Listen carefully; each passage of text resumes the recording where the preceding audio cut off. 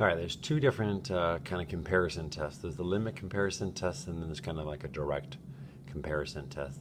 The limit comparison test is very similar to the integral test. And what it's going to say is, let's say you have two different series, okay? So you have a series a to the n, and then you have another series b to the n, okay? And what you want to show is that if you look at the limit of a to the n over b to the n as n goes to infinity, and you can show that it's some finite number L, then what you're showing is that a and b do the same thing. They either both converge or both diverge. Both converge or both diverge. You're basically saying that since they have the same limit, or they're at least just a ratio off, like if this is 4, then this is just 4 times bigger than that, which really isn't that big of a deal, then they do the same thing. And if they do the same thing, you only do this if you know one of them converges or one of them diverges. Let me show you an example. So if you don't want to do, this is just kind of another way to do an integral test if you don't actually want to do the integral. So as an example, so let's say we had this series n plus 1 over n squared. Now, I know that that's divergent because this, we know, is pretty much 1 over n. So let's compare it to that. I know what 1 over n does, so what happens is I can look at that limit. Okay, so let me look at the limit of 1 over n all over n plus 1 n squared as n goes to infinity. Okay, so this is a to the n and this is b to the n, right? And this limit, well, I know that n squared comes to the numerator. So this is n squared, and this is n times n plus 1.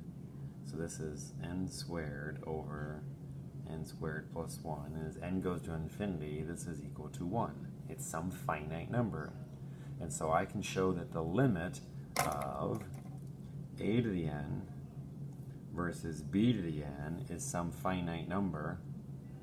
Then I know that these two do the same thing. But I already know that this diverges based on the p-series test. And now based on the limit comparison test, I now know that this thing also diverges because I've just shown you they have a finite limit, which is to say they either both converge or both diverge. And since I know this diverges, now I know this diverges. Now I'm going to make the argument that we already knew that this was pretty much 1 over n and it diverged anyways, but this is the real way to kind of show stuff like that. Okay? So we can do all sorts of things with the limit comparison test. Now I'll take another page and I'll do some more examples of the limit comparison test. But again, you're just taking two series. Really, you're given one series, and you're like, well, it's pretty much this series. And then if you can show that the limit between this one and this one is finite, then you're actually proving that these two do both either converge or diverge. And since you know this diverges, you know that diverges. Again, I'll come back to limit comparison test. The comparison test is something that I want to say, it's going to give it to you in words, but I'm going to explain it in a graph. Okay, so let's say that we know a to the n is greater or equal to all b to the n for all n. Okay, so if a is greater, and what if we know that this converges, what do we know about b to the n? Well, if we know a to the n converges, and a to the n, all of the a to the n's are all bigger than b to the n, then if we're summing up b to the n, doesn't it also have to converge considering all b's are less than all the a's? And so summing up bigger things converges and summing up something smaller also has to converge.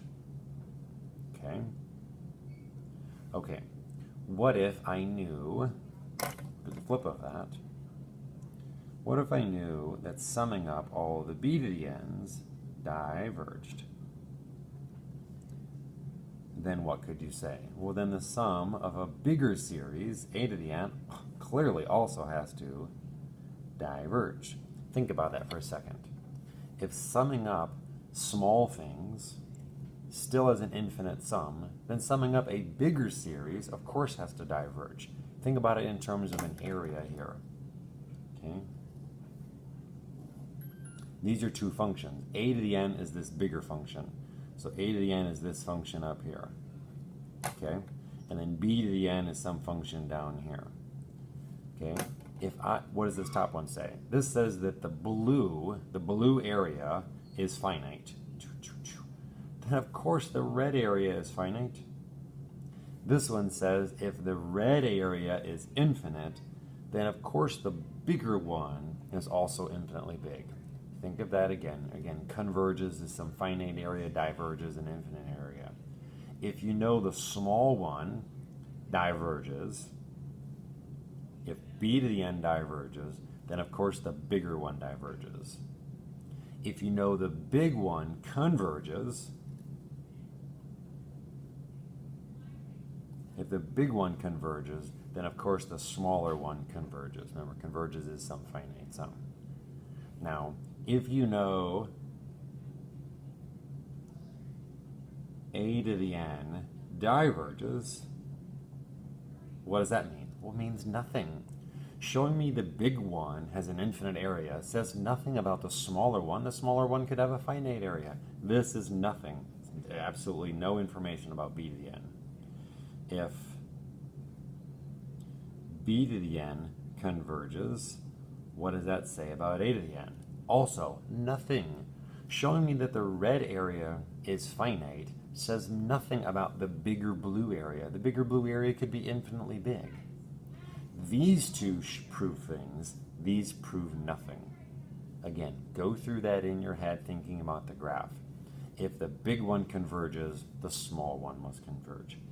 If the small one diverges, well, of course the bigger one has to diverge. But these are not true.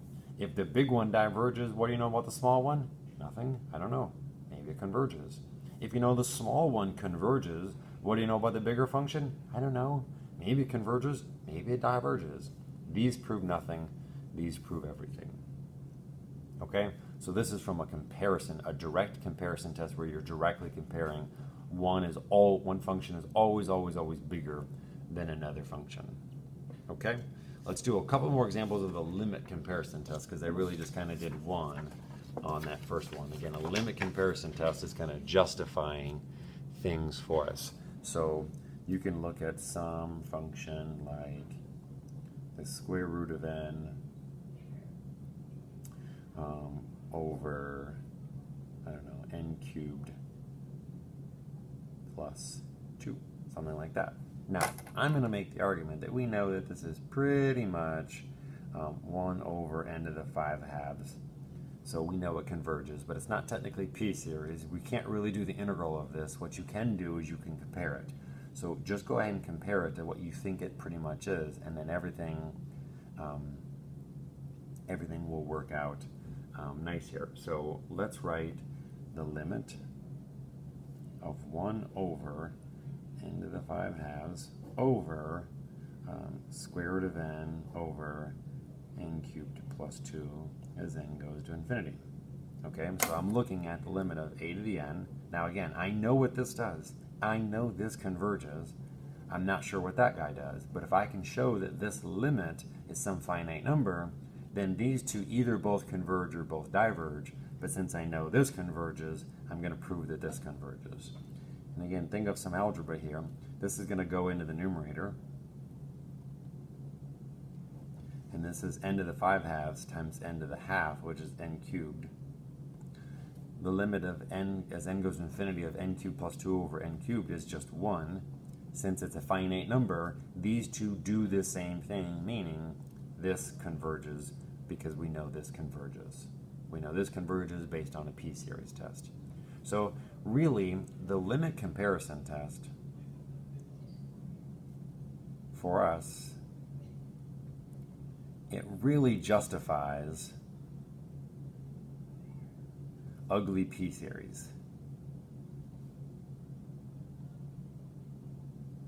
Right? This is p-series. This is something that's really close to p-series, but it's not. It's too hard to do an integral of. It's not p-series. We can't use ratio test. It's not a geometric series, but we can do limit comparison. We can just compare it to what we already know it pretty much is, and we can show that the limit is finite, and showing the limit is finite is truly showing that these two then do the same thing, and since we know this converges, this converges. So any polynomial, logarithm, square root that don't have factorials or exponentials, you're going to do the limit comparison test. It basically justifies this step for us. And again, whether or not you have to do that on the AP test is a different story. This just doesn't come up very often in this time of show me the work. They're just going to give you this and they're going to ask you, does it converge or diverge? And so in that case, you are pretty much just basically doing this step in your head. If you had to justify something, well, then you could do the limit comparison. And as a reminder, you're just comparing it to the function that you know it already is. So how about if you had n plus 1 squared over 4n cubed? What if you had that?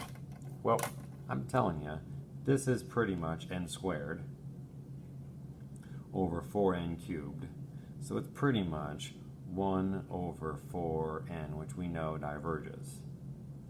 Right? This diverges. But it's not p-series. Can't do the integral test, but you could do, you could look at this ratio. And looking at the ratio really wouldn't be that bad. You'd look at this guy over this. And so you could say, what if I wanted to look at the limit of 1 over 4n all over n plus 1 squared over 4n cubed. Okay, so we're looking at, as n goes to infinity, of course, we're looking at b to the n over a to the n or whatever, and we're going to show that that ratio is some finite number. And if it's a finite number, then boom, I'm good to go. So this is, those 4's cancel. This is n cubed in the numerator over n, so that's n squared over n plus 1 squared. And we know that n squared over n plus 1 squared has a ratio of 1 as n goes to infinity. So again, I know then that these two things do the same thing. And since we know this diverges based on the p-series test, this diverges as well. And again, this is the limit comparison test. And again, it really is justifying kind of like an ugly p-series polynomial thing. And again, you really have to know what to compare it to. So you pretty much have to understand what this basically looks like. And it looks like this, and then you're comparing this to this in a limit form, showing that it's a finite number. Again, it doesn't have to be 1. We could have compared it to just, we could have just compared it to 1 over n. So let's say we just compared it to 1 over n. We don't even care about that 4. It's not like that 4 does anything. What if we said this is pretty much 1 over n? Then that 4 wouldn't have been there, and then that 4 would have been there, and then we would have gotten a 4 here. It doesn't matter. You've got a finite number. Finite number here means these two are the same as n goes to infinity, and since 1 over n diverges, so would this. So we didn't have to get 1. We just have to get a finite number. Okay? Hopefully this kind of helps us justify p-series a little bit better.